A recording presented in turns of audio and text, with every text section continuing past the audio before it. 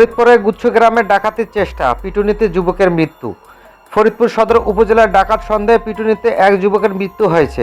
গতকাল বৃহস্পতিবার দিবাগত রাত 12:30টার দিকে আলিয়াবাদ ইউনিয়নের গুচ্ছ গ্রামে ডাকাতির চেষ্টা হয়। এ সময় এলাকার লোকজন ওই যুবককে আটক করে পিটুনি দেয়। পরে হাসপাতালে নেওয়ার সময় মৃত্যু হয়। নিহত ইমরান খান বাড়ি আলিয়াবাদ ইউনিয়নের পূর্ব সাদিপুর সেতু এলাকায়। এলাকাবাসী ঘটনাস্থলে ফেলে যাওয়া একটি রাইফেল, একটি পিস্তল ও একটি রামদা উদ্ধার করেছেন। স্থানীয় সূত্রে জানা যায়, গতকাল রাত 12:30টার দিকে অস্ত্র নিয়ে গুচ্ছ গ্রামে হানা দেয় 7 থেকে 8 জনের একটি ডাকাত দল। তারা বিভিন্ন বাড়িতে কুপিয়ে ও ভাঙচুর করে ভেতরে ঢোকার চেষ্টা করে। এলাকাবাসী টের পেয়ে গাদাধর ডাঙ্গি জামে মসজিদের মাইকিং করেন। একসঙ্গে জড়ো হয়ে তারা ডাকাত দলকে ধাওয়া দেয়। এ সময় মিরাজ খানকে আটক করে মারধর করা হয়। স্থানীয় বাসিন্দা মনীষ শিকদার বলেন, এই ঘটনার পর রাতে ফরিদপুর কোতোয়ালি থানা পুলিশকে খবর দেওয়া হয়েছিল, তবে রাতে পুলিশ ঘটনাস্থলে আসেনি।